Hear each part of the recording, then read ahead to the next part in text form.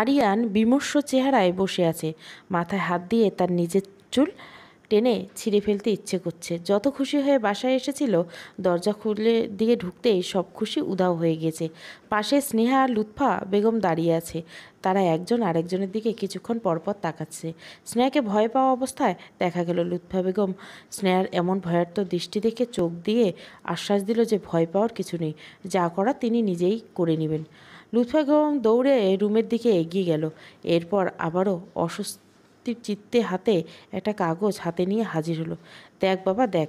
লুৎফা বেগমের হাত থেকে এগিয়ে দেওয়া কাগজটার দিকে আরিয়ান এক ফলক তাকালো জিজ্ঞাসা দৃষ্টিতে। লুৎফা বেগম ইশারা দিয়ে কাগজটা নিতেই বললে আরিয়ান কাগজটা নিল। দুই হাতে কাগজটা ধরে দৃষ্টি দিল, সে স্তব্ধ হয়ে গেল। আরে এটা তো ডিভোর্স পেপার। লুৎফা বেগম যেন এই সুযোগের অপেক্ষায় ছিল। তিনি মুখটা কাঁদো কাঁদো করে বলে উঠল, সেটা আর কি, নিচে দেখ। লুৎফা বেগমের কথা অনুসারে আরিয়ান নিচের দিকে তাকাতে আরোহীর সাইন দেখে আরও একবার শক খেলো। আরোহীর সাইন জলজল করছে। আরিয়ান মনে হচ্ছে ওই একটা সাইন যেন আরিয়ানের চোখের দৃষ্টি কেড়ে নিয়েছে। আরু আরু আমাকে ডিভোর্স দিয়েছে, বিড়বিড় করে আওড়ালো। তার এখনও বিশ্বাস হচ্ছে না যে আরোহী তাকে ডিভোর্স দিয়েছে। সে দ্রুত পদে উঠে ড্রয়িং রুম থেকে ঘরের প্রতিটা রুমে আবার গেল। আনাচে কানাচে সব জায়গায় খুঁজলো।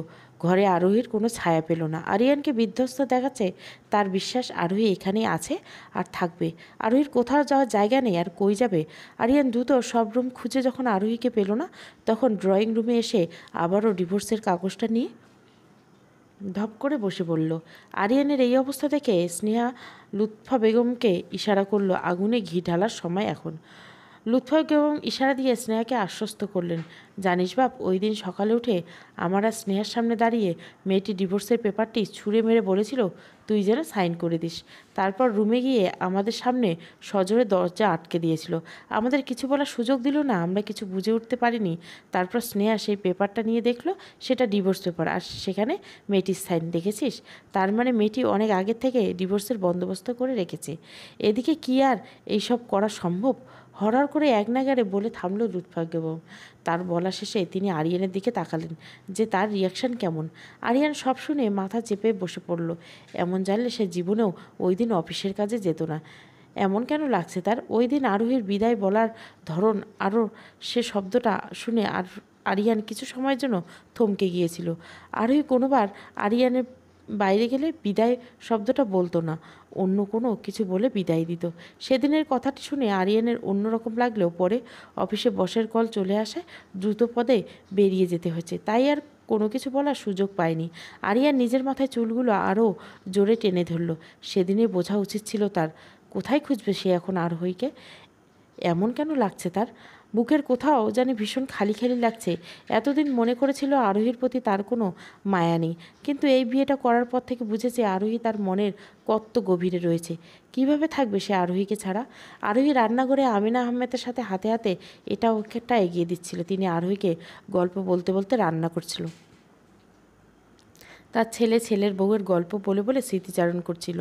আমার নিহান অনেক জেদি একটা ছেলে, কোনো কিছু তার চাই মানে চাই। মিথিলাকেও সেভাবে বিয়ে করেছিল। মিথিলা বিয়ে হওয়ার পর তাদের প্রেম কাহিনীটা প্রায় সময় আমাকে বলে বলে হাসতো। মূলত মিথিলাই তাদের সম্পর্কটাকে এগিয়ে নিয়ে গেছিল বলেই আমেনা আহমেদ তেল পেঁয়াজ মরিচ ছেড়ে দিলেন। এরপর সেখানে মশলাপাতি দিয়ে নাড়তে নাড়তে আবারও বললেন, জানো মিথিলা নাকি নিহানকে প্রথম প্রথম প্রচুর বিরক্ত করতো। আমার নিহান নাকি প্রথম দেখেই তার মনে অন্য এক অনুভূতি হয়। কি জানি একটা শব্দ বলতো মিথিলা, কাশ নাকি কি জানি, ক্রাশ। আরোহী আমেনা আহমেদের কথার ধরন দেখে হেসে ভুল শুধরে দিতেই উনি আবারও বলে উঠলেন, হ্যাঁ হ্যাঁ ওটাই। নিহান মেডিকেলের ছাত্র ছিল, কিন্তু মিথিলাদের থেকে সিনিয়র। তার মানে মিথিলা আপুও ডাক্তারি পড়েছিলেন? আরোহী আমেনার কথার মাঝে প্রশ্ন করলো। হ্যাঁ, সেই সুবাদে তাদের দেখা। তাদের বলতে মূলত মিথিলাই প্রথম সেখানে দেখেছিল নিহানকে। এরপর থেকে নাকি টানা 1 বছর নিহানকে দেখত। এর পরের বছর থেকে নিহানের পেছনে ঘুরঘুর করা শুরু করছিল। নিহান প্রথম প্রথম নাকি অনেক রেগে যেত। একবার কি হয়েছে জানো? আরোহী এদের প্রেম কাহিনী শুনতে ভীষণ আকর্ষণ বোধ করছিল, তাই সেও প্রতি উত্তরে জিজ্ঞাসা করলো যে কী হয়েছে। নিহানের পিছনে ঘুরঘুর করতো, তাই সে মিথিলাকে অসহ্য করতে না পেরে থাপ্পড় মারতে গিয়েছিল। কি বলেন তারপর? মেরেছে নাকি? না না, আবার মারে নেই। আমার ছেলে মেয়েদের কাছে কম ঘেঁষত, আর কোনো মেয়ে ওর পাশে ঘেঁষতে চাইলে রেগে যেত, আর মেয়েদেরকে সম্মান করতো প্রচুর। কিন্তু মিথিলার এরূপ আচরণে টানা 1.5 বছর অতিষ্ঠ হয়ে মারতে গিয়েছিল। মিথিলা অবশ্য বুঝে গিয়েছিল যে নিহান কোনোদিন ওর মেয়ের গায়ে হাত তুলবে না। হয়তো ভয় লাগছিল। যখন ভয় লাগানোর পর মিথিলা ভয় পেল না, তখন নিহান বুঝে নিয়েছিল যে এই মেয়ে তাকে সহজেই ছাড়বে না। এরপর 1 মাস ভালোই কাটলো তাদের দুজনের। নিহান ডাক্তারি পড়া শেষ করে চাকরি নিয়ে মিথিলাকে 5 মাস পর একেবারে বউরূপে বাসায় নিয়ে এসেছিল। আরোহী এদের প্রণয় কাহিনী শুনতে শুনতে বিভোর হয়ে গেল। কত কষ্টে মিথিলা সুখের সন্ধান পেল, কিন্তু সেই সুখ তার কপালে বেশি দিন সইল না। নিয়তি এত নিষ্ঠুর হয়, সেই মেয়েটাকে সুখের সময়ে হারিয়ে গেল, এক্কেবারের জন্য চলে গেল। নিজের সবচেয়ে সুখ যার মধ্যে নিহিত, সেই বাচ্চাকে দেখে যেতেই পারল না। আরোহী হুট করে একটা ইচ্ছে হলো, যদি তার এই প্রাণটার বিনিময়ে হলো মিথিলা বেঁচে থাকতো, হয়তো একটা সুখের সংসার বেঁচে থাকতো। হঠাৎ এমন সময় রুহানকে দৌড়ে আসতে দেখে আরোহী ফিরে তাকিয়ে দেখল রুহান হাতে মোবাইল নিয়ে আরোহীর দিকে তাক করে বলে উঠল, বাবাই বাবাই, আমার নতুন আন্টিটাকে দেখবে তুমি, এই দেখো। আরোহী স্ক্রিনে দৃষ্টি দিতেই দেখতে পেল ওপাশের মানুষটা নিচের দিকে তাকিয়ে কী যেন লিখছে। আরোহী বুঝতেই পারল না ইনি হয়তো নিহান, হয়তো ছেলের সাথে কথা বলছে আর নিজের কাজ করছে। আমিনা আহমেদ রুহানের কথা শুনে দ্রুত এগিয়ে এসে রুহানের হাত থেকে মোবাইলটি নিয়ে নিল। বিপরীত পাশের মানুষটি কিছু একটা করতে দেখে তিনি রেগে যাওয়া কণ্ঠে বলে উঠল, এই সারাক্ষণ খালি এগুলো কি করিস? আমিনা আহমদের কণ্ঠস্বর পেতে মানুষটি তার সামনের কাগজপত্র সরিয়ে স্ক্রিনের দৃষ্টি দিয়ে হাসল। আর বলো না মা, আরেকটা সার্জারি পড়ে গেছে, কিছু কাজ করছিলে? কেমন আছো তুমি আর বাবা, কেমন আছো? ভালোই। ফিরবি কখন? কয়েকদিনের মধ্যে ফিরবো। বাবাকে দেখাও দেখি। রুহান জ্বালাচ্ছে নাকি? তোকে বলছিলাম না আরোহী আসার পর থেকে তো তেমন জ্বালায় না, একদম লক্ষ্মী ছেলে হয়ে গিয়েছে। আমিনা আহমেদের কথা বলতে বলতে মোবাইল নিয়ে রান্নাঘর থেকে বেরিয়ে গেল। ওই পাশ থেকে আর কি বলল সেটা শোনা গেল না। আরোহী মলিন শ্বাস ফেলল। এতক্ষণ পাশে ছিল বিধায় সে স্ক্রিনে দেখেছিল মানুষটাকে। হুটহাট রোহান এমন কাজ করে ফেলে না, আরেকটু হলে তার প্রাণটা হয়তো চলে যেত ভয়ে। এইবার বুঝতে পারল রুহান কার মতো হয়েছে। ছেলেটা পুরোই বাবার মতো হয়েছে, ফর্সা গোলগাল চেহারা। আরোহী একটা দীর্ঘশ্বাস ফেলল। মানুষটা হয়তো বুকে এক আকাশ সমান দুঃখ রেখে পরিবারের সাথে সুন্দরভাবে কথা বলছে। মানুষ উপরে দেখায় একরকম আর ভিতরে অন্যরকম। আমিনা আহমেদ রান্নাঘরের জানলাটা দিয়ে অদূরে তাকিয়ে বলা শুরু করলো, মিথিলা যখন এই ঘরে প্রবেশ করছিল তখন থেকে এই ঘরটা পরিপূর্ণ মনে হতো। আমার একটা মেয়ের শখ ছিল, কিন্তু সেটা পূর্ণ হয়নি।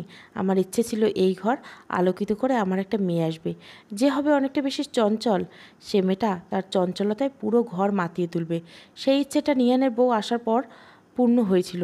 মিথিলা আসার পর ঘরটা পূর্ণ মনে হতো, কিন্তু আমিনা আহমেদ মনে করেছিল মিথিলা আবারও তার পেশায় ফিরে যাবে। অবশ্য তিনি রাজি ছিলেন। তিনি মনে করতেন মেয়েদের একটা নির্দিষ্ট খুঁটি থাকা দরকার। কিন্তু মিথিলা আমার ভাবনা থেকে আরও এক ধাপ এগিয়েছিল। বিয়ের পরপর সবসময় ঘরটাকে নিজের রঙের ছোঁয়াতে রঙিয়ে তুলেছিল। মাত্র কয়েকদিনের ভেতরে বাড়ির সবাইকে আপন করে নিয়েছিল। বিয়ের আগে ডাক্তারি পুরো কোর্স শেষ করেছিল। কথা ছিল বিয়ের পর নিহানের সাথে একসাথে মিলেই পেশায় নিয়োজিত হবে।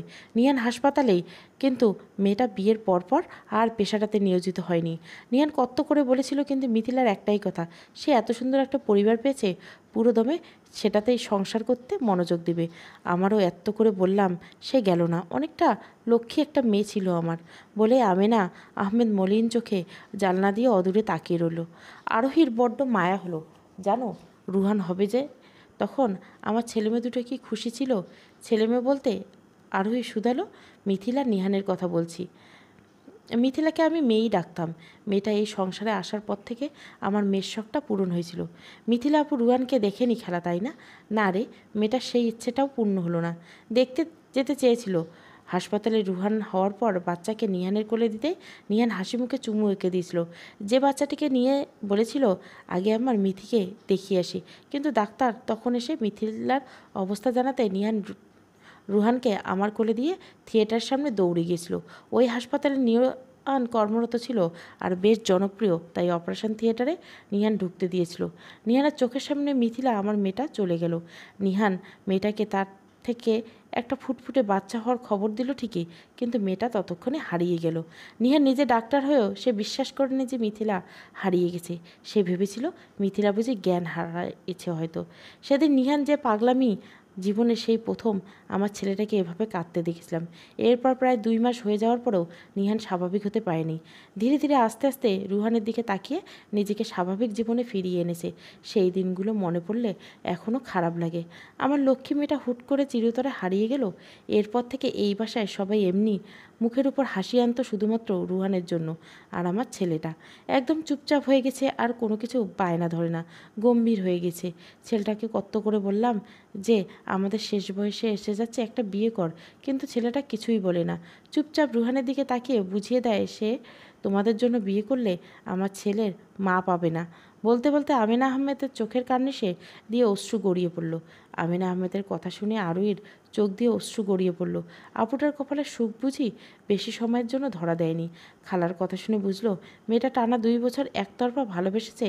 নিহান নামক মানুষটার পেছনে ঘুরঘুর করেছিল, যারও বিয়ের পর সব সুখ এসে ধরা দিল, তখন হুট করে চলে যেতে হলো।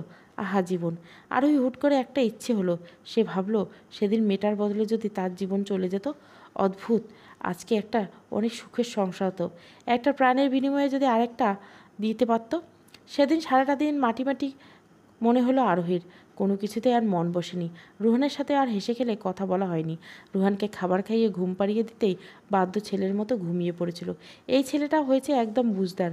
হয়তো মা নেই, বাবা সবসময় কাছে থাকে না, তাই নিজের থেকেই বুঝদার হয়ে উঠেছে। আরোহী জানলার কাছ থেকে এগিয়ে গিয়ে রুহানের পাশে বসলো।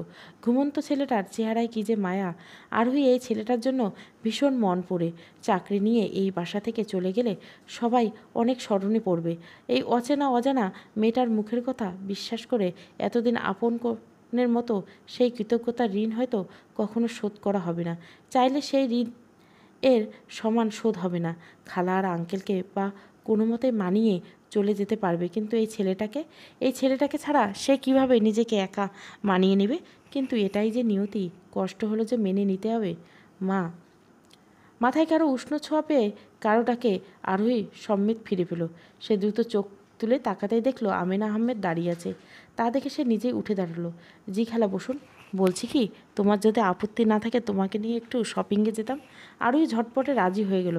এটা আবার জিজ্ঞাসা করতে হয় খালা? আমি আপনাদের বাড়িতে আছি, আপনি না করি কীভাবে বলুন? না, এটা বলে আমাকে লজ্জিত করো না। কতবার বলছে আমাকে তুমি খালা ডাকো, তাহলে আপনিই ভাবো। তোমার ইচ্ছে থাকলে চলো। এখন রুহান ঘুমিয়ে গেছে, চট করে গিয়ে চলে আসতে পারবো। আর উঠে গেলে রাহেলাকে ফোন জানিয়ে দিতে বলছি, তখন চলে আসবো। ততক্ষণে তোমার আঙ্কেল আছেন ঘরে। আরোহী রুহানের ব্যাপারে প্রশ্ন করতেই নিছিল, আর আমিনা বেগম ঝটপটে তার সব প্রশ্নের উত্তর এক নাগারে বলে দিতেই সে জানলায় সে যেতে পারবে না। এরপর দুজনে খুব তাড়াতাড়ি বেরিয়ে গেল কাছে একটা শপিং সেন্টারে। সেখানে গিয়ে আরোহী ঘুরে ঘুরে আমিনা আহমেদকে এটা ওটা পছন্দ করে দিতেই তিনি সব প্যাক করে বিল পরিশোধ করে আরোহীকে হাতে তুলে দিলেন। আরোহী ভুরু কুঁচকে খালার দিকে জিজ্ঞাসা দৃষ্টিতে তাকাতেই তিনি হাসি মুখে বললেন, এসব তোমার জন্য মা, তোমার জন্য শপিং করবো বলেই আসতে চাইতে না, তাই এভাবে এনেছি তোমাকে। সব তোমার পছন্দের শাড়ি। আরোহী প্রথমে আপত্তি জানালেও পরে আমিনা আহমেদের জোড়াজুড়িতে নিয়ে নিল। সে কৃতজ্ঞতা চোখে পড়ল। এখানে আসার পর খালা নিজের থেকে 2টো শাড়ি দিয়েছিল, সেগুলি এক এক দিন এক একটা বদলে বদলে পড়েছিল। এনার ঋণ হয়তো কখনো শোধ করতে পারবে না আরোহী। রাতে সবাই ঘুমিয়ে যাওয়ার পর আরোহী রুমের ব্যালকনিতে এসে অন্ধকার আকাশের দিকে তাকিয়ে রইল। এই দুনিয়াদারি আর ভালো লাগছে না তার। দিন শেষে রাত আসলেই ওই মানুষটার কথা মনে আসতো। না চাইতে চোখের কার্নিশে বেয়ে অশ্রু ঝরে পড়ে। ঠিক সে সময় বাসার নিচে একটা কালো গাড়ি এসে থামতে আরোহী ভুরু কুঁচকে তাকালো। সে রুমের ঘড়ির দিকে তাকিয়ে বিড়বিড় করে বলল, রাত 2টো, এত গভীরে ইনিকে? মানুষটাকে বাসার দিকে এগিয়ে আসতে দেখে আরোহী ভয় পেয়ে গেল। উপর থেকে বিধায় চেহারাটা ভালো দেখা যাচ্ছে না ভালো মতো। এলোমেলো পায়ে মানুষটা পা বাসার দিকে পা বাড়ালো। ঠিক সে সময় বাসার কলিং বেলের শব্দ শোনা গেল। একবার বাজতেই আর কোনো শব্দ এলো না। বাসার সবাই ঘুমিয়ে পড়েছে বিধায় একবারের শব্দ কেউ শুনল না। আরোহী রুম থেকে বেরিয়ে ভয়ে ভয়ে সিঁড়িতে কয়েক ধাপ পেরিয়ে নিচে নামতে কট করে দরজা খুলে গেল। আরোহী ওখানেই জমে গেলেন। কে ইনি? কনির এক কিনারে প্রাচীর ঘেঁষে দাঁড়িয়ে আছে আরোহী। চুলগুলো এলোমেলো হয়ে বাতাসের সাথে তাল মিলিয়ে উঠছে। ক্ষণে ক্ষণে শীতল হাওয়া জানান দিচ্ছে প্রচণ্ড ঠান্ডা পড়বে। আরোহী শীতের কেঁপে কেঁপে উঠছে, কিন্তু এই মুহূর্তে ব্যালকনি ছেড়ে যেতে তার মোটেও ইচ্ছে করছে না। তার মলিন দৃষ্টি দূরের উক গাছের দিকে। সেখানে দুটো পাখি কি সুন্দর করে একে অপরের সাথে সুখ দুঃখের গল্প করছে। এদের কিচিরমিচির ডাকে যেন সব অনুভব করতে পারছে আরোহী। এমন কোনো দৃশ্য চোখে পড়লে আরোহীর চোখ ভিজে ওঠে। আরিয়ানের কথা মাঝে মাঝে বড্ড মনে পড়ে। কেমন আছে মানুষটা? হয়তো ভীষণ সুখে আছে নতুন বউকে নিয়ে। আচ্ছা, আরোহীর সাজানো সংসারে স্নেহাকে আবারও নতুন করে সাজিয়েছে। আরিয়ান আরোহীর সব অধিকার হয়তো স্নেহাকে দিয়েই দিয়েছে এতদিনে। আচ্ছা, আরিয়ান বাড়ি ফিরে আরোহীকে কি খোঁজে নাই? আরোহীর মনের সাথে সাথে বার্তা এলো, খুঁজলে কি আর তুই এখানে আসিস এখনও? আরোহী মানতে চাইল না কথাটা। তার মস্তিষ্ক বলে উঠল যে আরোহী তো একটা বাসায় পড়ে আছে সারাদিন, এত বড় শহরে তাকে খুঁজলে পাবে কই? হয়তো একটু হলেও খুঁজবে, কিন্তু মন মানতে চাইল না। আরিয়ান একটু মন দিয়ে খুঁজলে হয়তো আরোহীর নিশানা পেত। 1 বছরে কি আরোহীর প্রতি আরিয়ানের একটুও মায়া বসেনি? সেই মধুর দিনগুলো ভীষণ রকমের স্মরণ করছে আরোহী। আজ তার শাশুড়ি লুৎফা বেগম যদি আমিনা আহমেদের মতো হতো, তাহলে হয়তো আরোহীর আজ আগের জায়গায় সুখে থাকতো। কেন মানুষ এক একজন এক এক রকমের হয়? সবাই ভালো হতে পারে না। সবাই এরকম ভালো হলে হয়তো এই নিষ্ঠুর দুনিয়াটা পাল্টে যেত। 2 মিনিট সময় নিত না। ভোর ফুটতে শুরু করছে, চারিদিকে আস্তে আস্তে কোলাহল বাড়ছে। সকালে ভোর ফোটার সময় এই স্নিগ্ধ বাতাস গায়ে লাগলে ভীষণ ভালো লাগে। রাতে তেমন একটা ঘুম না হয় সকাল সকাল উঠে গোসল ছেড়ে নিয়েছে। লম্বা চুল বেয়ে বেয়ে পানি চুপছে চুপছে পড়ছে। পরনের শাড়ি কোমরের দিকে ভিজে যাচ্ছে, কিন্তু সেদিকে আরোহীর খেয়াল নেই। পূর্বের আকাশে সূর্য উঁকি দিচ্ছে। দেখতে দেখতে চারিদিকে সূর্যকিরণ তীর্যকভাবে ছড়িয়ে পড়ল। আস্তে আস্তে নীরব রাস্তাটা কোলাহলে ভরে গেল। কেউ কেউ চাকরি যাচ্ছে, আবার কেউ কেউ বাচ্চা নিয়ে স্কুলে যাচ্ছে। এক একজনের উদ্দেশ্য ভিন্ন ভিন্ন। আরোহী রাস্তা থেকে দৃষ্টি সরিয়ে সূর্যের দিকে তাকালো। ছোটবেলায় আশ্রমে খেলার সঙ্গী সাথীদের খেলতে খেলতে হঠাৎ আরোহীর একটা ইচ্ছে জাগত। সে বলে উঠত, এই চল আমরা একটা খেলা করি, যে আমাদের মধ্যে কে কতক্ষণ সূর্যের দিকে তাকিয়ে থাকতে পারে। আরোহীর কথায় সবাই রাজি হয়ে দিত। সূর্যের দিকে কিছুক্ষণ তাকাতে সবার চোখ দিয়ে পানি পড়ে অনেকে চোখ বন্ধ করে ফেলত। তেমন সময় খালা দৌড়ে এসে বলতো, এসব খেলা কি শিখিয়েছ? খালার কথায় সবাই আরোহীর দিকে ইশারা করলে তিনি আরোহীকে পাশে এসে মাথায় একটা ছোট্ট চাপড় মেরে বলতো, এসব ভালো না, চোখ নষ্ট হয়ে যাবে। আরোহী তখন অবুঝের মতো বলে উঠত, খালা, চোখ দিয়ে যদি পানি পড়লে ভালো লাগে আমার? নাক মুখ লাল হয়ে যাওয়া, চোখ ফুলে যাওয়া সুন্দর না? তখন খালা আরোহীর কথায় তার দিকে তাকিয়ে থাকতো আর বলতো, একদিন বড় হয়ে এসব আর ভালো লাগবে না, সুন্দর কথা আর মাথায়ও থাকবে না। আরোহী কিছু বুঝে উঠতে পারতো না তখন, শুধু অবুঝের দৃষ্টিতে খালার দিকে তাকিয়ে থাকতো। আরোহী আর বেশিক্ষণ সূর্যের দিকে তাকিয়ে থাকতে পারলো না। চোখ দিয়ে অশ্রু বেরিয়ে গেছে। সে দ্রুত চোখ বন্ধ করে ফেলল। এরপর আবার চোখ খুলতে আশপাশে অন্যরকম লাগলো। আজ অনেক দিন পর সেই ছোটবেলার কথা মনে পড়ে গেল। আসলেই খালার কথা সঠিক। একটা সময়ের পর সৌন্দর্যের আর কোনো মূল্য থাকে না, আসল তো কপাল। আরোহী রুমে এলো। আজ রুহান এলো না একবার। কি জানি হয়েছে, হয়তো বাবাকে কাছে পেয়েছে। এমনি এতদিন প্রতিদিন সকালে ঘুম থেকে উঠে সোজা আরোহীর কাছে এসে তার কোলে উঠে যেত। আরোহী মুখ ধুয়ে ফ্রেশ হয়ে খাবার খাইয়ে দিলে খেত, কিন্তু আজ আসলো না। আরোহীর হঠাৎ খারাপ লাগা কাজ করতেই সে তাচ্ছিল্যে হাসলো। 2 দিনে একটু সুখ পেয়েছে বুঝি, একেবারে জন্য সুখটা নিজের হয়ে গেল, সেটা ভাবলো কি করে? আরোহী তো পর, হয়তো রুহান তাকে 2 দিনের নিঃসন্তানের সুখটা পূরণ করেছিল, কিন্তু তা তো একেবারের জন্য নয়। আরোহী আর কিছু না ভেবে ওয়াশরুমে গিয়ে মুখে পানি ঝাপটা দিয়ে রুম থেকে বেরিয়ে গেল। সে রান্নাঘরের উদ্দেশ্যে সিঁড়িতে ধাপে ধাপে পা বাড়াতে বিপরীত রুমের দরজার দিকে চোখ যেতেই কালকের রাতের ঘটনা মনে পড়ল। কাল রাতে যখন মানুষটা এলোমেলো ক্লান্ত পায়ে দরজা খুলে বাসায় ঢুকেন, তখন অন্ধকারের মাঝে আরোহী ভালোভাবে মুখ দেখেননি। সে ভেবে নিয়েছিল চোর। এক মুহূর্তে মাথায় আসে নেই যে চোর কীভাবে ভদ্র পোশাকের গাড়ি নিয়ে আসবে। যখন একবার চোর উচ্চারণ করলো, ঠিক সেই সময়ে নিহানের দৃষ্টি আরোহীর দিকে পড়ল। অন্ধকার বিদে কেউ কারো চেহারা তেমন একটা দেখেনি। মানুষটা ভুরু কুচকে এগিয়ে এসে আরোহীকে প্রশ্ন ছুড়ল, কে আপনি? আরোহী। সে কোনো মতেই উচ্চারণ করলো। আরোহীর নাম শুনে নিহান নামক মানুষটা চমকালো না। হয়তো আমিনা আহমেদের কাছ থেকে শুনে চিনে নিয়েছে। আমি নিহান, চোর নই। আরোহীর ভাবনার মধ্যে নিহান নামক মানুষটা আর কিছু বলার সুযোগ না দিয়ে সোজা সিঁড়ি বেয়ে উপরে চলে গেল। এদিকে আরোহী লজ্জায় মাথা নুইয়ে ফেলল। শেষ পর্যন্ত বাড়ির ছেলেকে কিনা চোর বানিয়ে ফেলল। রাতের ঘটনা মনে করে আরোহী হেসে দিল। কী এক লজ্জাকর পরিস্থিতি। আরিয়ান দিন এখন শুরু হয় তিক্ততায় ঘেরা। আজও ব্যতিক্রম নেয়। অ্যালার্মের কান ফাটা শব্দে কপাল কুঁচকে সে উঠে বসলো। বসা অবস্থায় কিছু সময় দুকান চেপে ধরল। প্রতিদিন মাথার পাশে অ্যালার্মের তীব্র ঝাঁঝালো শব্দে মাথা ব্যথা উঠে যায়। কিছু করার নেই, স্নেহার সাথে এই অ্যালার্ম নিয়ে প্রতিদিন ঝগড়া হয়।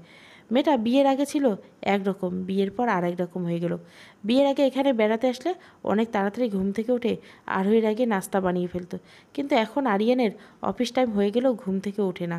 আরও অ্যালার্মের শব্দ বিরক্ত হয় বলে অ্যালার্মটা যাতে আরিয়ানের একদম পাশে রাখে, স্নেহার রাতের ঘুমে যাতে ডিস্টার্ব না হয়। আজও তার ব্যতিক্রম হলো না। অথচ আরোহী থাকাকালীন আরিয়ানের কোনো দিন অ্যালার্মের প্রয়োজন পড়েনি। আরোহী সকালে উঠে নাস্তা বানিয়ে আরিয়ানের কাছে আধ ঘন্টা আগে হাজির হতো, তারপর আস্তে আস্তে ডাকতো। সে জানতো আরিয়ানের মাইগ্রেন আছে, হুট করে বেশি আওয়াজ করলে ডাকলে মাইগ্রেনের ব্যথা উঠতে পারে, তাই আস্তে আস্তে ডাকতো। কিন্তু এখন সব অতীত, সময়ের সাথে সাথে সব বদলে গেছে। এখন আরিয়ান নিত্যসঙ্গী মাইগ্রেন। আরিয়ান মাথা ধরে উঠে দাঁড়ালো। ওয়াশরুম থেকে ফ্রেশ হয়ে রুমে এসেও স্নেহাকে ঘুমিয়ে দেখলো। আরিয়ান চুপচাপ তৈরি হয়ে বেরিয়ে গেল রুম থেকে। ড্রয়িং রুমে আসতেই দেখলো রান্নাঘর থেকে টুংটাং আওয়াজ আসছে। আরিয়ান এগিয়ে গেল। রান্নাঘরে মাকে কাজ করতে দেখে মলিন শ্বাস ফেলল। এখন এ সময় সব সময় চলে। স্নেহা বেলা 12টার উঠে নাস্তা সেরে আবারও রুমে চলে যায়। সব কাজ লুৎফা বেগমকে করতে হয়। এই বৃদ্ধ বয়সে এসব আর সহ্য করা যাচ্ছে না।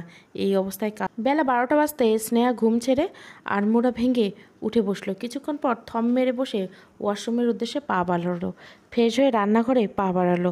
রান্নাঘরে লুৎফা বেগম দুপুরে রান্না বসিয়েছে। স্নেহাকে দেখে তড়িঘড়ি করে বলে উঠল, এভাবে চললে হবে না তো। তুই এইবারে বউ, এটা তোমারই সংসার, আর যেটার জন্য তোকে আনা। আশা করছি যে কথাগুলো বোঝাতে চাচ্ছে বুঝে নিয়েছো। লুৎফা বেগমের কথা শুনে স্নেহা মাছি তাড়ানোর ভঙ্গিমায় হাত নাড়ালো। নাস্তার প্লেট হাতে নিয়ে রান্নাঘর ছাড়তে ছাড়তে বলল, ও খালা, আমি এইবারে বউ হলে তুমি কি? আর এ সংসার আমার বলতে কি বোঝাতে চাইছো? কাজ করতাম? তাহলে সেদিক দিয়ে তোমার সব কাজ করাই উচিত, কারণ এ সংসার তোমারও। আমাকে আরোহী ভাবলে ভুল করবে। আর কি বললে যেন, আমাকে যেটার জন্য আনা মানে? আমি কি মেশিন নাকি? পড়াশোনা না করার জন্যই ভুলভাল বলো। মানুষের মেশিন গুলিয়ে ফেলছো। রাতে রান্নাবান্না শেষ করে আমার কাছে এসো, মানুষের মেশিনের মধ্যে তফাৎ বুঝিয়ে দেবো। আশা করি কি বুঝাতে চাচ্ছি বুঝতে পেরেছো। বলে হাই তুলে লুৎফা বেগমের জবাবের অপেক্ষা না করে নাস্তার প্লেট নিয়ে স্নেহার রান্নাঘর ছেড়ে বেরিয়ে গেল। লুৎফা বেগম বোকা বনে গেল। এই মেয়ে তো এমন ছিল না, রূপ এমন উল্টো হয়ে গেল কেন? কথার জেলে তাকেই ফাঁসিয়ে দিল। লুৎফা বেগম স্নেহার যাওয়ার দিকে একবার তাকিয়ে দীর্ঘশ্বাস ফেলে রান্নায় মনোযোগ দিল। এই মেয়ের রূপ বিয়ের আগে যত ভালো ছিল, কিন্তু বিয়ের পর পুরো উল্টো। কিভাবে এত ভুল করলো লুৎফা বেগম? স্নেহা খাওয়া শেষ করেই প্লেটটা রান্নাঘরে বেসিনে রেখে মোবাইল নিয়ে বেরিয়ে গেল। লুৎফা বেগম সবজি কাটছিল। একবার স্নেহার রেখে যাওয়া প্লেটটার দিকে তাকিয়ে মলিন শ্বাস ফেলল। তার শরীরে সইছে না এসব। আরোহী থাকতে রান্নাঘরে কোনোদিন পা দিতে হয়নি। সব কিছু সময় মতো তার জায়গায় চলে যেত। তবুও সে মেয়েটাকে কথা শোনাতো। এখন বড্ড আফসোস হচ্ছে তার। এত বছরের জীবনের মনে হচ্ছে এর চেয়ে বড় ভুল আর করেনি। দেখতে দেখতে আরও কয়েকদিন কেটে গেল। আরোহী সারাটা দিন রুহানকে নিয়ে কাটায়। রুহানের বাবা সারাদিন হাসপাতালে থেকে, মাঝে মাঝে তো আসতে গভীর রাত হয়ে যায়। মানুষের সাথে এর মধ্যে কোনো কথা হয়নি। আরোহী মানুষটা বাসায় থাকলে রুম থেকে বেরোয় না, কারণ তাদের পূর্ণ পরিবারের মাঝে আরোহীকে দেখলে মানুষটা বিরক্ত হয়। প্রায় সময় মানুষটা বাইরে বাইরে থাকে। আরোহী রাতে ব্যালকনিতে প্রায় সময় কাটাতে বলে দেখতে পায় মানুষটা গভীর রাতে এলোমেলো পায়ে বাসায় ঢুকে। আরোহী বুঝতে পারে মানুষটা হয়তো এখনও মিথিলা আপুকে ভুলতে পারেনি। হয়তো এই ব্যস্ততার দিনগুলো পার করিয়ে দেয়। গভীর রাত। আজ রুহানের জ্বর ছিল অনেক। রুহানের বাবা 2 দিন ধরে শহরের বাইরে একটা সার্জারির জন্য নাকি গিয়েছে। এটা আহমেদের কাছ থেকে শুনেছিল আরোহী। বাইরে বিধায় রুহানের ব্যাপারটা আর বলা হয়নি। অবশ্য সারাদিন আরোহীর সেবায় রুহানের জ্বর অনেকটা কমে গেছে। রুহান বায়না ধরেছিল সে আজ আরোহীর সাথে ঘুমাবে। জ্বরের ঘরে ছেলেটা আজে বাজে বলছে, মাকে ডাকছে শুধু, তাই আরোহী নিজের কাছে রেখে দেয়। এতক্ষণে রুমে আমিনা আহমেদ ছিল। রুহান ঘুমিয়ে পড়ার পর আরোহী জোর করে পাঠিয়ে দিয়েছে, কারণ বেশি রাত জাগলে উনি অসুস্থ হয়ে পড়ে। রাতে রুহানের জ্বর আবার বাড়লে ওনাকে ডাকতে বলে গিয়েছে।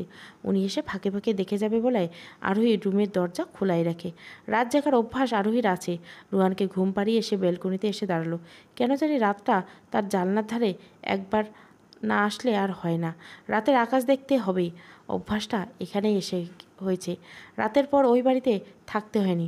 ওখানে থাকতে কোনোদিন মন দিয়ে রাতের অজস্র নক্ষত্রের আকাশ দেখা হয়নি, কিন্তু আশ্রমে থাকাকালীন প্রায় সময় জানলার ধারে এসে দেখতো। আরিয়ানের সাথে বিয়ে হওয়ার পর আর কোনোদিন দেখা হয়নি। অবশ্য দেখবেই কী করে, ওখানে সারাদিন এটা ওটা করতে করতে রাত আসলে ক্লান্তিতে চোখ বুজে আসতো। তাই তো এই 1 বছর আর দেখা হয়নি।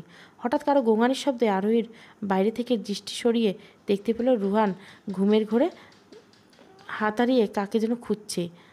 আরোহী দ্রুত এগিয়ে গেলে দেখলো জ্বর আরও বেড়েছে। আরোহী দ্রুত দরজার দিকে এগিয়ে গেল। দরজা খোলাই রেখেছে। আমিনা আহমেদকে ডাকার উদ্দেশ্যে এগিয়ে যেতে আবার পিছিয়ে থাকলো। থাক, মাত্রই তো গেল মানুষটা, সে নিজেই না হয় একটু গাটাকে মুছিয়ে দেখ। তাই সে দ্রুত ওয়াশরুম থেকে পানি এনে রুহানের গা মুছিয়ে দিল। তাতেই রুহান একটু শান্তি হলো। যে আরোহী এক হাত জড়িয়ে আবারও ঘুমিয়ে পড়ল। আরোহী পাশে খাটের সাথে মাথায় হেলান দিলে রুহানের মাথায় হাত বুলিয়ে দিতে লাগলো। গভীর রাত হওয়ায় তার নিজেরও ক্লান্তি লাগছে, গাটা ম্যাচ ম্যাচ করছে। আস্তে আস্তে বসা অবস্থায় চোখ বন্ধ করে ফেললো। আর একটু রাত হলে দরজা টোকার দেওয়ার শব্দ হলো। আরোহী চোখ মাত্র ঘুমে বুঝে আসলো বলে আর চোখ খুলে দেখতে হলো না। ঘুমের ঘরে দরজা, সেখানেই আর যেতে ইচ্ছে হলো না। হয়তো আমিনা আহমেদ রুহান ঘুমিয়েছে কিনা জিজ্ঞাসা করতে এসেছে। দরজা তো খোলাই আছে। অনেকক্ষণ হয়ে যাওয়ার পর যখন কারো সাড়া পেল না, তখন আরোহী আস্তে আস্তে চোখ খুলতে নিহান নামক মানুষটিকে দেখতে পেল। সে তড়িঘড়ি করে উঠে বসলো।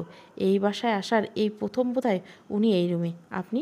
রুহানকে নিয়ে যেতে এসেছি, নিহানের সোজাসাপটা উত্তর। কিন্তু আরোহী কিছু বলতে যেতে নিহানের কথায় থেমে গেল। এখন তো সে ঘুমে, বুঝতে পারবে না বলে এগিয়ে এসে রুহানকে কোলে নিতেই বুঝতে পারল রুহান তার এক হাত আরোহীর হাত আঁকড়ে ধরে ঘুমিয়ে আছে। মনে হচ্ছে যেন আরোহীকে ছাড়লেই হারিয়ে যাবে। আরোহী তা বুঝতে পেরে কিছু বলতে নিতেই নিহান নিজের এগিয়ে এসে রুহানের হাত ছাড়িয়ে নিয়ে কোলে নিয়ে ফেলল। আরোহী মন খারাপ হলো। সে ভেবেছিল রুহানের হাত আঁকড়ে ধরা দেখে নিহান আর নিয়ে যাবে না, কিন্তু তবুও নিয়ে গেল। আর তার কেন যেন মনে হয় আরোহী এই বাসায় থাকাটা মানুষটা অপছন্দ করে। কিন্তু কোনো মতেই একটা চাকরি পেলে সে বেরিয়ে যাবে। আজ অনলাইনে একটা চাকরি দেখতে গিয়েছিল, কাল গিয়ে কথা বলবে। আরোহী মলিন শ্বাস নেয়। নিহান বেরিয়ে যাওয়ার আগ মুহূর্তে দরজা এখানে গিয়ে থেমে পিছনে ফিরে আরোহীর দিকে তাকালো। সারাদিন অনেক করেছেন আর গভীর রাত পর্যন্ত অনেক সেবা দিয়েছেন, সেজন্য ধন্যবাদ। আরোহী খাটের দিকে মন খারাপ করে তাকিয়েছিল। হঠাৎ কারো কণ্ঠস্বর শুনে দরজার দিকে দৃষ্টি দিকে দেখলো রুহান কোলে অবস্থায় দরজার এখানে দাঁড়িয়েছে। তার দিকে তাকিয়ে কথাটা হয়তো বলেছে। আরোহী সেদিকে তাকাতে রুহান চোখ ফিরিয়ে নিল। এই বাসায় এতদিন মনে হয় এই প্রথম মানুষটা তার দিকে তাকিয়েছে। রুহান এখানে থাকলে আপনি হয়তো ঘুমাতেন না, এত রাত জাগবেন, ঘুমিয়ে পড়ুন বলে নিহান বেরিয়ে গেল। আরোহী সেদিকে তাকিয়ে রইল। যাক, মানুষটাকে যতটা খারাপ মনে করেছে উনি অতটা খারাপ নয় হয়তো। পরের দিন আরোহী গুজগাজ হয়ে আমিনা আহমেদের কাছ থেকে দোয়া নিয়ে বেরিয়ে গেল চাকরির উদ্দেশ্যে। মূলত চাকরিটা বড়সড় নয়, এটা একটা বড় শপিং মলের সেলসম্যানের কাজ। তবুও আরোহী চাই যথাস্থানে পৌঁছে উচ্চ মাধ্যমিকে পর্যন্ত সার্টিফিকেট দেখাতে ওনারা আরোহীর দিকে বিনা শর্তে চাকরিটা দিয়েই দিল। চাকরিটা পেতে আরোহী আগে শুকরিয়া আদায় করে নিল। যাক, এত মানুষের ভিড়ে ভালো মানুষও অর্ধেক আছে, না হলে আজ হয়তো দ্রুত চাকরিটা পাওয়া আরোহী কোনোভাবেই সম্ভব না। পরের দিন থেকে জয়েন করার কথা আরোহী ভাবলো বাসায় গিয়ে আমিনা আহমেদকে বলে আরেকটা ছোটোখাটো ঘরে এসে উঠবে। বাসা ঠিক করে আশ্রমের খালার সাথে কথা বলবে। বাসায় ওঠার কথা মাঝে আরেকটা নতুন চিন্তা উদয় হলো। তার কাছে তো এখন কোনো টাকা নেই, বাসায় উঠবে কী করে? অন্তত 1 মাস গেলে টাকা পাবে, তখন তো বাসায় সব গুছিয়ে নিতে পারবে। আরোহীর মন খারাপ হলো। আবারও 1 মাস কি ওই বাড়ির বোঝা হয়ে পড়ে থাকতে হবে? অবশ্য ওনারা অনেক ভালো মনের মানুষ। আরোহীর উপরে একবারও বিরক্ত হয়নি। উল্টে আরোহী অন্য বাসায় ওঠার কথা বললে বিরক্ত হয়। কিন্তু এখন যাই হোক না কেন, আরোহীর বাসাটা থেকে চলে যাওয়াই উচিত। আরোহী এ অসময়ে ওনারা না থাকলে আজ আরোহী কোথায় থাকতো তা নিজেও ভেবে পায় না। এনারা তাকে এতদিন বিনা স্বার্থে রেখেছে, তাতেই আরোহী ঋণী। আজকাল নিজের আপনজনেরা খবর নেয় না, অথচ এনারা। মানবিকতার উজ্জ্বল দৃষ্টান্ত হচ্ছে এনারা। এনাদের ঋণ হয়তো কখনো শোধ হবে না। আরোহী গাড়িতে বসে আছে, লাল সিগন্যাল পড়েছে। এই একটা সিগন্যাল, সব গাড়ি থেমে আছে। হয়তো এমন কোনো সিগন্যালে জীবনে এসে জীবনকে চিরতরে থামিয়ে দিতে পারে। শুধু এটাই পার্থক্য যে সিগন্যালের পর সবুজ সিগন্যাল আসে। লাল সিগনালে দাঁড়িয়ে থাকা চুপচাপ গাড়িগুলো হঠাৎই চলতে শুরু করে। আর জীবনে এই লাল সিগন্যালের পর সবুজ সিগন্যালের মতো আর কোনো সুযোগ আসে না। জীবন এত বৈচিত্র্যময়। আরিয়ান গাড়ির ভেতরে বসে আছে দীর্ঘক্ষণ যাবৎ লাল সিগন্যাল। ঢাকা শহরে এই বিষয়টি তার মোটেও পছন্দ না। ৮ ঘন্টা রাস্তা যেতেই ১ ঘন্টা পেরিয়ে যায়। এটা যখন একটা নিত্য নৈমিত্তিক ব্যাপারটা হয়ে দাঁড়িয়েছে। চারিদিকে ব্যস্ত শহর, কোলাহলের ধ্বনি। আরিয়ান বিরক্ত দৃষ্টিতে জানলার কাজ গলিয়ে বাইরে দৃষ্টি দিল। আচমকা দৃষ্টিতে আটকে পড়ল বিপরীত পাশের একটা গাড়ির দিকে। গাড়ির ভেতরে মলিন চেহারার অধিকারী সেই মেয়ের দিকে দৃষ্টি আটকে রইল। দীর্ঘ কতদিন পর আরিয়ানের মনে করার চেষ্টা করলো, প্রায় ১ মাস পরেই সেই চিরচেনা মুখটি দেখতে পাচ্ছে। খুব পরিচিত সেই মুখ। জানলার বাইরে মলিন দৃষ্টি নিয়ে আছে আরোহী। বুকে কোথাও জানি তীক্ষ্ণ ব্যথা অনুভব হচ্ছে আরিয়ানের। তার দৃষ্টি এখনও ওই গাড়িটার দিকে। আরোহীর মলিন দৃষ্টি তাকিয়ে আছে সামনের দিকে। আরিয়ানের বুক কাঁপছে। আরোহীকে এক ছুঁয়ে দেওয়ার জেদ চেপেছে মনে। যদি পারত, এমন কেন লাগছে তার? আরু আরু করে আপন মনে বিড়বিড় করে উঠল আরিয়ান। নিজের পাগল প্রায় মনে হচ্ছে। কতদিন পর এই চেহারা দেখার জন্য কত ছটপট না করেছিল এতদিন। এতদিনে বুঝতে পারল আরিয়ান যে এই মেয়েটির মধ্যে তার সব তৃষ্ণা। আরিয়ান মাঝরাতে গাড়ি থেকে নেমে পড়ল। তার গন্তব্য বিপরীত পাশের গাড়িটি। সে গাড়ির নিচে এগিয়ে নিতে তার বুক ধর করে উঠল। বুকের কোথাও অস্থির অস্থির লাগছে। আরিয়ান কাঁপা কাঁপা পায়ে কয়েক কদম পা বাড়াতেই ঠিক সে সময় লাল সিগন্যাল বদলে সবুজ সিগন্যালে জ্বলে উঠল। সব গাড়ি হুড়মুড় করে চলে যাচ্ছে। আরিয়ান আর পা বাড়াতে পারল না। অন্য গাড়িগুলির সাথে আরোহীর গাড়িটা চোখের পলকে চলে গেল। আরিয়ান দ্রুত গাড়িতে উঠতে আরোহী একটা গাড়িতে নিমেষের মধ্যে মিলিয়ে গেল। সে মাথা চেপে ধরে চিৎকার করে উঠল। আরোহী আবারও হারিয়ে ফেলল সে। না, আমি ঠিক খুঁজে নেব। আমার আরও এখানেই আছে, আপন মনে বিড়বিড় করে বলে উঠল আরিয়ান। বাসায় ফিরে আরোহী রুম থেকে বেরিয়ে রুহানকে নিয়ে রান্নাঘরের দিকে পা বাড়ালো। আমিনা আহমেদ কড়াইয়ে কী যেন ভাজছিল। আরোহী অস্বস্তি অনুভব করতে পেরে চুলোর কড়াইয়ের ঢাকনা দিয়ে হাসি মুখে আরোহীর দিকে ফিরল। তোর ইচ্ছে পূরণ হয়েছে? আরোহী হেসে আমিনা আহমেদকে জড়িয়ে ধরল। আজ তার খুশির দিন। হোক না ছোটোখাটো চাকরি, তবু একটা চাকরি তো। সে তো আরামসে জীবন কাটিয়ে দিতে পারবে। আমিনা আহমেদ মনে মনে শুকরিয়া আদায় করলো। অবশেষে মেয়েটার মুখে রাজ্যের খুশি দেখা গেল। জয়েন কখন? কাল বলে আরোহী আমিনা আহমেদের দিকে তাকে উৎসুক করতে লাগলো। তা দেখে আমিনা আহমেদ আরোহীর মাথায় হাত বুলিয়ে আশ্বাস দিল, কিছু বলবি মা? বলছি কি খালা, এইবার তো চাকরিটা পেয়ে গেছে। হুম, তো সেটা দিয়ে তো আমি জীবন কাটিয়ে দিতে পারবো। বলছি যদি আরেকটা বাসা। আরোহী মিনমিন করে বলে উঠল, এসব কি বলিস? জীবন কাটিয়ে দিবি মানে? তোর জীবন তো এখনও পড়ে আছে। আরেকটা বাসা বলতে? এটা কি তোর বাসা নয়? কিন্তু কোনো কিন্তু নয়। তুই আমাকে খালা ডেকেছিস তো, মন থেকে ডাকলে এই কথা বলতি না। আরোহী কীভাবে বুঝাবে ভেবে পাচ্ছে না। এই মানুষটা তাকে বেশি ভালোবাসে সেটা বুঝতে পেরেছে, কিন্তু এভাবে এমন একটা মেয়েকে নিজের ঘরে আশ্রয় দিচ্ছে। খালা, তুমি বুঝতে পারছো না, আমার আরেকটা বাসার যাওয়ার দরকার, অন্তত নিজের জন্য হলো। তোমরা আমাকে মেয়ের মতো করে বিনা স্বার্থে অনেক করেছো, সেজন্য আমি আজীবন ঋণী থাকবো। কিন্তু তাই বলে সুযোগকে সবসময় ব্যবহার করব? আরোহীর কথা আমিনা আহমেদ কিছু সময় নিয়ে কী যেন ভাবলো। এরপর মাথা উঁচু করে আরোহীর দিকে তাকিয়ে বলল, আচ্ছা, বিকেলের দিকে আমরা একসাথে বাড়ি দেখে আসবো, ঠিক আছে? বলেই তিনি সবজি কাটতে নিতে আরোহী আগ বাড়িয়ে নিয়ে বলল। বিকেলে আরোহী আর আমিনা আহমেদ দুজনে গিয়ে বাসা দেখে আসলো। মূলত আমিনা আহমেদ নিজেই আরোহীকে সেই বাসায় নিয়ে গিয়েছিল। বাসার মালিক আমিনা আহমেদের পরিচিত, তাই বিনা কথায় আরোহীকে বাসা ভাড়া দিয়ে দিয়েছে। কিন্তু অন্য আরোহী একা মেয়ে মানুষ থাকবে বলে সোজা মুখের উপর না করে দিয়েছিল। তাই আমিনা আহমেদ নিজের পরিচিত বাসায় নিয়ে গেলেন। বাসা বলতে 2টা ছোট্ট রুম, তা দিয়ে আরোহী ভালোভাবেই চলে যাবে।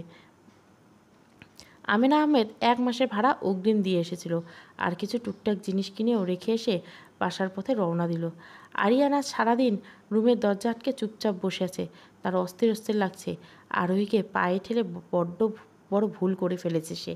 এই জীবনে প্রথম আরোহীর প্রতি তার সব অনুভূতি এসেছিল, কিন্তু সেই মেয়েটিকেও মায়ের কথায় দূরে সরিয়ে দিয়েছিল। কিভাবে আবার ফিরে পাবে তাকে? গভীর নিস্তব্ধ রাত, চারিদিকে নিস্তব্ধতা ঘিরে ধরছে। আরোহী ব্যালকনিতে দাঁড়িয়ে শান্ত দৃষ্টিতে আকাশের দিকে তাকিয়েছে। তার খোলা এলোমেলো লম্বা চুলগুলো ক্ষণে ক্ষণে হাওয়ায় উঠছে। কপালের উপর অবদ্ধ চুলগুলো এসে লুটোপুটে খাচ্ছে। আরোহী সরাতে ইচ্ছে করছিল না। পরনের শাড়ির আঁচল দমকা হাওয়ায় এলোমেলোভাবে উঠছে। আরোহীর দৃষ্টি শান্ত। নিহান আজ বাড়ি ফিরতে বেশ রাত হলো। অবশ্য রাত হয়েছে সে নিজেই করেছে তার ডিউটি অনেক আগে শেষ হয়েছিল। মাঝে মাঝে দেরি হয়, কিন্তু প্রতিদিনই বাবা মাকে বুঝ দেয় যে ডিউটি ছিল। মূলত সে রাস্তার ধারে ব্রিজে দাঁড়িয়ে থাকে, আকাশের দিকে তাকিয়ে রয়। সেই ব্রিজটাই মিথিলার প্রিয় ছিল। মাঝে মাঝে গভীর রাতে সে বায়না ধরত তাকে যেন ওই ব্রিজের ধারে নিয়ে যায়, আর তারা একাকী সময় ওই ব্রিজে কাটাতে পারে। মিথিলা কান পেতে শান্ত নদীর পানির কুলকুল শব্দ উপভোগ করবে, সাথে জোরে জোরে নিহানকে শোনাতো। কিন্তু নিহানের কোনো কালেই পছন্দ ছিল না। মিথিলা চলে যাওয়ার পর নিহানের মন দিয়ে শোনে। কোনো কালেই এই জায়গাটা তার পছন্দ ছিল না, কিন্তু মিথিলা চলে যাওয়ার পর সে এই জায়গাটার মায়ায় গভীরভাবে জড়িয়ে পড়েছে। বাসার কাছে এসে নিহানের গাড়ি থামতে সে গাড়ি থেকে নেমে পড়ল। বাসার দিকে পা বাড়াতে নিতেই উপরে ব্যালকনিতে দাঁড়িয়ে থাকা অন্যমনস্ক আরোহীর দিকে চোখ পড়ল। নিহান নিজেই ভাবনায় মশগুল হলো। এত রাত জাগে মেয়েটা। সে মলিন শ্বাস ফেলল। এই পৃথিবীতে এক একজনের কষ্ট প্রকাশ এক এক রকম। নিহান এক পলক আরোহীর দিকে তাকিয়ে দৃষ্টি সরিয়ে বাসায় যাওয়ার উদ্দেশ্যে পা বাড়াল। নতুন বাসাতে উঠল আজ বেশ কয়েকদিন হলো। বাসায় ওঠার প্রথম দিনে আশ্রমে গিয়ে খোঁজ নিল। খালা অসুস্থ ছিল বিধায় এখন আগের মতো দায়িত্ব পালন করতে পারে না। তবুও নিজের অসুস্থতা লুকিয়ে বাচ্চাগুলোর দায়িত্ব পালন করার যথাসম্ভব চেষ্টা করত। আরোহী সেদিন প্রথম দেখাতেই বুঝে গিয়েছিল যে খালা ভালো নেই, উনি অসুস্থ। আরোহী জিজ্ঞাসা করাতে খালা ব্যাপারটা লুকাতে চেয়েছিল, কিন্তু পারল না। আরোহী খালাকে নিজের সাথে নিয়ে আসতে চাইল। তিনি বাচ্চাগুলোকে কেঁদে বলে আপত্তি জানালো। সে ওই আশ্রমে 18 বছর বেরিয়ে যাওয়া একটা মেয়েকে রেখে দিল বাচ্চাদের দেখাশোনার জন্য। আরোহী মেয়েটির মধ্যে নিজের প্রতিচ্ছবি দেখতে পেয়েছিল। যখন আরোহী 18-র পর আশ্রমে থাকার দিন শেষ হয়েছিল, তখন সে আশ্রম থেকে বেরিয়ে দিশেহারা হয়ে পড়েছিল যে কোথায় যাবে, কি করবে। ঠিক সে সময় একজন তার পাশে দাঁড়াতেই সে যাচাই বাছাই না করে সুযোগ লুফে নিয়েছিল। কিন্তু এই মেয়ে কই যাবে? আরোহী মেয়েটির দিকে তাকে আশ্বস্ত ভরা কণ্ঠে তাকে হাসলো, কারণ মেয়েটির বাইরের দুনিয়ার সাথে পরিচিত না, তাই শহরে চাকরির জন্য অনেককেই দাঁড়াতে হয়। মেয়েটি আরোহীর কথায় এক বাক্যে রাজি হয়ে গেছিল। আরোহী নিজেই ছুটির দিনে খালাকে সাথে নিয়ে বাচ্চাগুলোর সাথে সময় কাটায়। কেটে গেল আরও কয়েকটা দিন। আশ্রমের খালা এখন আরোহীর সাথেই থাকে। আরোহীর দিনটি চাকরি করেই কাটিয়ে দেয়। সব মিলিয়ে ভালোই যাচ্ছিল দিন, কিন্তু সারাদিনের ব্যস্ততায় শেষ রাতে হলেও কোথাও যেন কাটার মতো বিতে। এর মাঝে ওই দিনের পর আমেনা আহমেদ আর আসেনি বা খোঁজ নেয়নি, হয়তো অনুশোচনায় দগ্ধ হচ্ছে।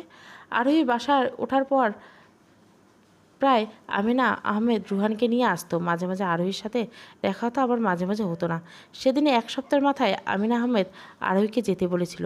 মিথিলার মৃত্যুবার্ষিকী ছিল আর রুহানের জন্মবার্ষিকী। আরোহী বিনা বাধায় গেল। নিহানকে ঘরেই ছিল। আরোহীকে দেখে নিহানের ভাবমূর্তি পরিবর্তন হলো। সে হয়তো আরোহীকে আশা করেনি।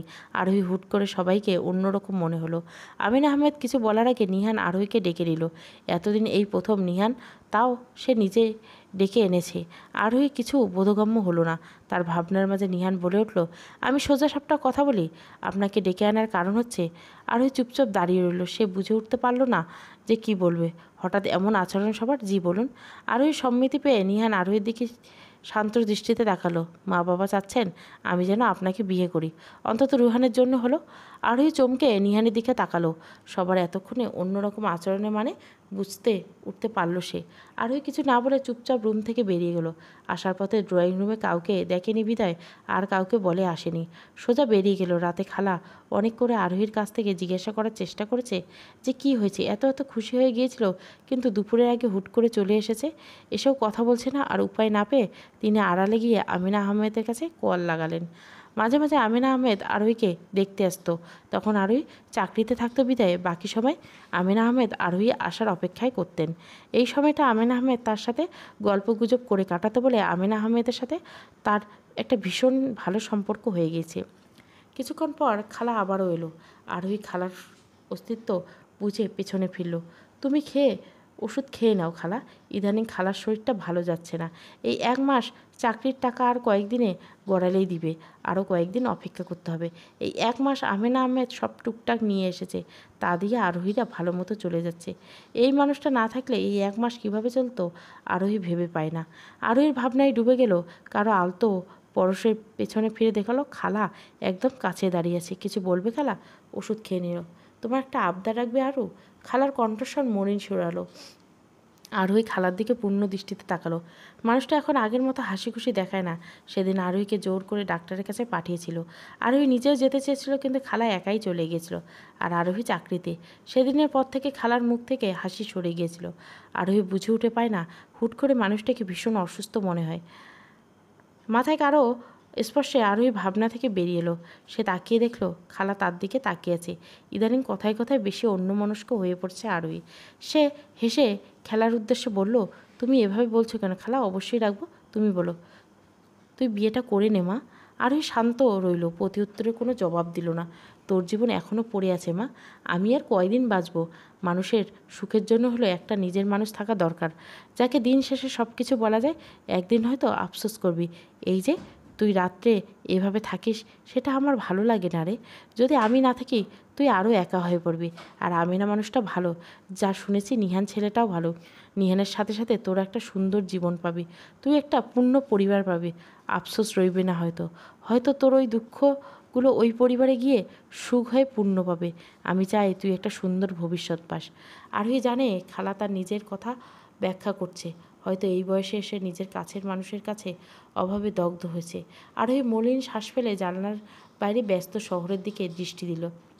আরোহী আর চাকরিতে গেল না। সে পাশাপাশি একটা কলেজে স্নাতক অ্যাডমিশন নিয়েছে।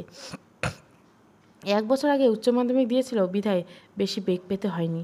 কলেজ থেকে বের হতে আকাশ কালো মেঘে ঢেকে গেল। সে দ্রুত পায়ে রাস্তার দিকে গাড়ির উদ্দেশ্যে এগিয়ে যেতে ঝুমঝুম বৃষ্টি নামল। সে দ্রুত দৌড়ে যাত্রী চাউনির দিকে এগিয়ে যেতে যেতে প্রায় ভিজে গেছে। পরনে সাদা রঙের কুর্তি ভিজে অবস্থা কাহিল। চুলগুলো থেকে টপ টপ পানি পড়ছে। কোনো গাড়ি দাঁড়াচ্ছে না। চারিদিকে আস্তে আস্তে আরও অন্ধকার ঘনিয়ে আসতে আরোহীর ওড়না দিয়ে নিজেকে যথাসম্ভব আবৃত করে লাগছে। ঠান্ডা লাগছে বড্ড, উঠে আসুন।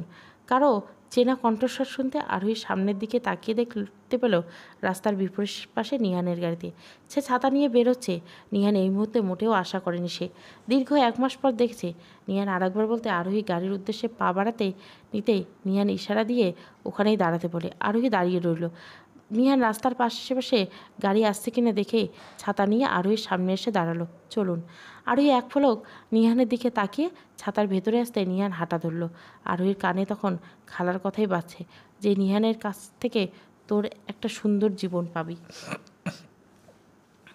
নিহান আরোহীকে পাশের সিটে বসতে বলতেই আরোহী গাড়িতে উঠে পড়ল। নিহান আরোহীর সিটের বাইরে থেকে দরজা বন্ধ করে ঘুরে নিজের ড্রাইভিং সিটে এসে বসলো। কিছুক্ষণ চুপ করে থাকে উঠল, দুঃখিত আসলো ওই দিনের ব্যাপারের জন্য। আমি বাবা মার দিকেই তাকিয়ে রাজি হয়েছিলাম। ওনারা আপনি না হলে অন্য কোনো মেয়ের সাথে আমার জীবন আবদ্ধ করতে বাধ্য করতো। তাই আমি ভেবেছিলাম আপনার জীবনে তো অনেক কষ্ট, তাই আপনার কথা বলতেই রাজি হয়েছিলাম। আর হয়তো বাইরে কোনো মেয়ে আমার রুহানের অত যত্ন করতো না, কিন্তু আপনি প্রথম থেকে রুহানের একদম নিজের মতোই যত্ন করেছেন। যেদিন রাত্রে রুহানের জ্বর ছিল সেদিনে দেখেছিলাম আপনার পাশে গরম পানির গামলা। সেদিনই বুঝে নিয়েছিলাম যে আপনি আমার রুহানের জন্য একদম পারফেক্ট। তাই এরপরে মায়ের কথা শুনে রুহানের চিন্তা করে আর না করতে পারিনি। আমি ভুল করেছিলাম, সেদিনের ঘটনা ভুলে যান। আরোহী বাইরের থেকে দৃষ্টি সরিয়ে নিহানের দিকে তাকিয়ে মুচকে আসলো। তাতে নিহান পুরোনায় কথাটা বলার সাহস পেল। আপনি কি রুহানের মা হতে পারবেন? হ্যাঁ পারবো। রুহান আমার অপূর্ণ জীবনের পূর্ণতা। মুচকে এসে সামনের দিকে তাকিয়ে বলে উঠল আরোহী। সপ্তাহে 3 দিন আপনাকে ওই ব্রিজে নিয়ে যাব, কিন্তু বাকি 3 দিন মিথিলা মানে আমি একাই। আমি আপনাকে মিথি আপুকে ভুলতে বলবো না। কেউ কারো প্রথম ভালোবাসা ভুলতে পারে না। আমি বাধ্য করব না, আমার জন্য রুহানি যথেষ্ট। কিন্তু আপনি যখন 3 দিন আমাকে দিবেন বলছেন, তাহলে না করি কীভাবে? বলেই হাসলো আরোহী। পরিশেষে কেটে গেল কয়েক বছর।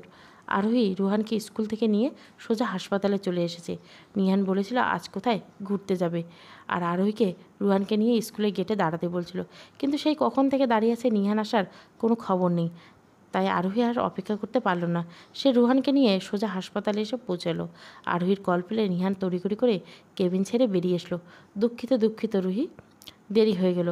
আরোহী কিছু না বলে মুখ ঘুরিয়ে নিতে নিহানের পিছনে কেউ একজন নার্সের সাথে তর্ক করতে দেখে থমকে গেল। বাবা রাগ করছো তুমি? নিহানের কথা শুনে রুহান মুখ ফিরিয়ে নিতেই নিহান হেসে আরোহীর দিকে তাকাতেই আরোহী আর পেছনে তাকিয়ে থাকতে দেখে সেও পেছনে ফেলল। এই যে ডাক্তার। আরিয়ান অগোছালোভাবে নিহানের দিকে তাকিয়ে নার্সকে ইশারা বলতে নার্স এসে বাধা দিলেন। দেখুন স্যারের ডিউটি শেষ, আর আপনি টাকা না দিয়ে এখানে এত উন্নত চিকিৎসার আশা করতে পারেন না। আরিয়ান অগোছালোভাবে আশেপাশে তাকিয়ে নিহানকে হাত জোড় করলো। নিহান কিছু বলার আগেই আরিয়ানের দৃষ্টি আরোহীর দিকে পড়তে সে থমকে গেল। আরোহী রুহানকে কাছে টেনে নিল। আরিয়ানের দৃষ্টি অগোছালো। আরোহী যতক্ষণ যা বুঝার বুঝে নিল। সে নিহানের দিকে তাকিয়ে বলে উঠল, আজকে না হয় ঘুরতে না যাই, আপনি ওনার মায়ের চিকিৎসা শুরু করুন। আরোহী কথাটা বলতে থামতেই আরিয়ান আরোহীকে আরেকটু এগিয়ে আসলো। এসেই আরোহীর পায়ের কাছে বসে পড়ল। আরোহী সরে যেতে নিতেই আরিয়ান পা জড়িয়ে ধরে বলে উঠল, আমাকে মাফ করে দাও। তুমি যাওয়ার পর আমি একটা দিনও ভালো ছিলাম না। স্নেহা 1 বছর পেরোতে আমাদের ধোকা দিয়ে বাসার সম্পদ নিয়ে চলে গেছে। সে পর্যন্ত মা আর ভালো ছিল না। মা অসুস্থ হয়ে পড়ার পর সব কিছু আমাকে বলেছে। আমাকে ক্ষমা করো। আরোহী জবাব দেওয়ার মতো কোনো ভাষা পেল না। উঠুন, আপনার মায়ের চিকিৎসা সুষ্ঠুভাবে হবে, চিন্তা করবেন না। নিহান আরোহীর কাছ থেকে আর কিছু জিজ্ঞাসা করল না। সে আরোহীকে ভালোভাবে বাসায় যেতে যেতে বলে আরিয়ানের মায়ের চিকিৎসার উদ্দেশ্যে পা বাড়ালো। আরোহী পিছন থেকে ডেকে বলে উঠল, একটু ওনার মাকে দেখে আসি। নিহান হ্যাঁসূচক মাথা নাড়াতেই আরোহী এগিয়ে গেল। লুৎফা বেগমকে চেনাই যাচ্ছে না। কি শক্তপোক্ত শরীর, মহিলা একদম জীর্ণশীর্ণ হয়ে গেছে। লুৎফা বেগম বাইরে তাকিয়ে আছে। আরিয়ানের ডাক শুনে ফিরতে আরোহীর দেখে কাঁপা কাঁপা হাতে ইশারা করে কিছু বলতে লাগলো, কিন্তু শোনা গেল না। ওনার আওয়াজ বাইরে এলো না। শুধু এটুকু বোঝা যাচ্ছে উনি হয়তো আরোহীর কাছে মাপ চাইছেন। আমার স্বামী নিহানের হাতে আপনার মায়ের চিকিৎসা সঁপে দিলাম। আশা রেখে আল্লাহ চাইলে সব ভালোই হবে। আরোহী আরিয়ানের উদ্দেশ্যে কথাগুলো বলে শেষবারের মতো এক পলক তাকিয়ে রুহানকে নিয়ে কেবিন ছেড়ে বেরিয়ে গেল। আরোহী একটা মলিন শ্বাস ফেলল। তার কাচের মতো স্বচ্ছ সংসারটাকে শেষ করে দেওয়ার আফসোস হচ্ছে লুৎফা বেগমের, কিন্তু এখন আর আফসোস করে কি লাভ? কাজ যেমন দেখতে সুন্দর পরিশুদ্ধ, তেমন ভাঙলে আর জোড়া লাগা যায় না। লাগলেও সেটাতে স্পষ্ট একটা দাগ রয়ে যায়, আর আগের মতো স্বচ্ছ হয় না। আরিয়ান পেছন থেকে আরোহীর দিকে তাকিয়ে আছে। আরোহীর মতো একটা মেয়েকে কাছে পেয়ে হারিয়ে তার নিজের সবচেয়ে পরাজিত মনে হচ্ছে। এই জীবনে আর কিছুই রইল না। বিধাতা কাউকে ছাড় দেয় না। দেরিতে হলেও যার যার কর্মফল সে ভোগ করে, আর দুঃখের পর সুখ আসে। আরোহী সুখ এখন নিহান। সৃষ্টিকর্তা কাউকে হয়তো নিরাশ করেন না, ধৈর্য ধরলে হয়তো ফল পাওয়া যায়। কাচের সংসার সমাপ্ত। সম্পূর্ণ পর্বটা প্লে লিস্টে পেয়ে যাবেন, আর আমি কমিউনিটি পোস্টেও দিয়ে দিব। ভালো লাগলে অবশ্যই লাইক, শেয়ার এবং সাবস্ক্রাইব করবেন। Thank you for watching.